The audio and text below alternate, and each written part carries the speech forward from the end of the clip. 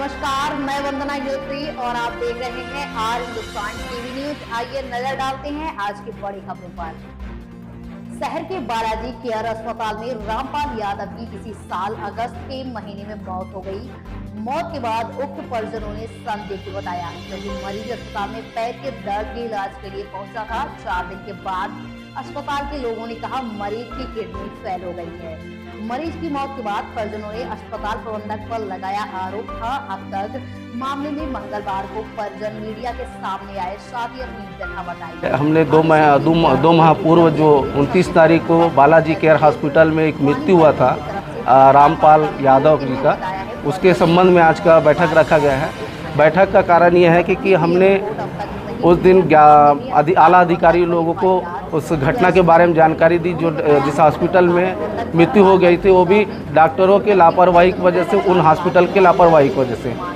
तो डॉक्टर आए, हमें आश्वासन दिया, सील किए, जांच होगी और पोस्टमार्टम का रिपोर्ट हमने पूरे जगह बताएंगे, मीडिया के माध्यम से भी जानकारी देंगे, आप लोगों को दें करके लगातार 2 महीने से उल्लू बना रहे हैं। हमने दो माह पूर्व जो 29 तारीख को बालाजी केयर हॉस्पिटल में एक मृत्यु हुआ था रामपाल यादव जी का, उसके संबंध में आज का बैठक रखा गया है। बैठक का कारण यह है कि हमने उस दिन आला अधिकारी लोगों को उस घटना के बारे में जानकारी दी जो जिस हॉस्पिटल में मृत्यु हो गई थी, वो भी डॉक्टरों के लापरवाही की वजह से, उन हॉस्पिटल के लापरवाही की वजह से।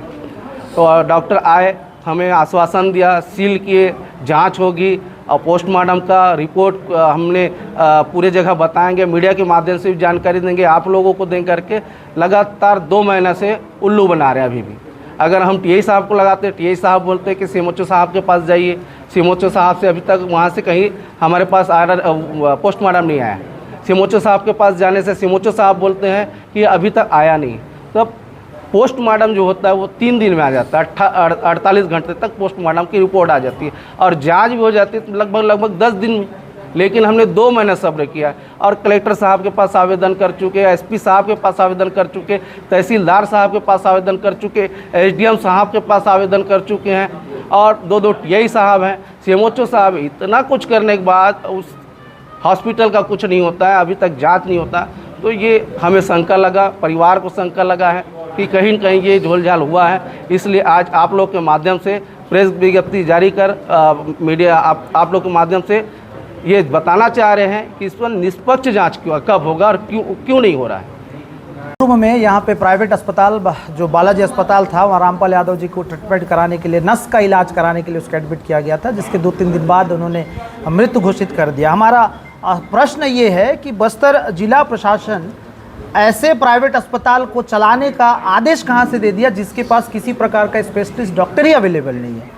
और अगर उसके पास स्पेशलिस्ट डॉक्टर अवेलेबल नहीं है तो वो ऐसे पीड़ित को, ऐसे पेशेंट को एडमिट कर लेते हैं जिसका वो ट्रीटमेंट करेंगे बोलते हैं, और नस का इलाज डाइवर्ट हो जाता है किडनी फेल में। किडनी फेल के बाद पीलिया बताते हैं, उसके बाद मृत्यु हो जाता है। ये बड़ा विडंबना का विषय है कि आज पीड़ित परिवार 2 माह बाद भी अपने न्याय के लिए भटक रहे हैं। मुझे लगता है हमारे इस मांग में पीड़ित परिवार को न्याय मिलना चाहिए, ऐसे अस्पताल का लाइसेंस रद्द होना चाहिए और जिला प्रशासन ऐसे प्राइवेट अस्पताल पर कड़ी नज़र को रखे। और सरकार से मेरा निवेदन है कि बस्तर को प्रयोगशाला बनाना बंद करें। ये हमारे भोले भाले सर्व वर्ग के लोगों का निवास स्थल है, शांति का टापू है, जहाँ सभी को न्याय मिलना चाहिए। और ऐसे कृत्य पर संबंधित अधिकारियों पर भी प्रश्न उठता है कि अस्पताल को बंद हुए 2 माह हो चुका है, अस्पताल से संबंधित शिकायत किए 2 माह हो चुका है, मरे व्यक्ति को 2 माह हो चुका है, आज तक पोस्टमार्टम रिपोर्ट नहीं आया। ये जांच का विषय है।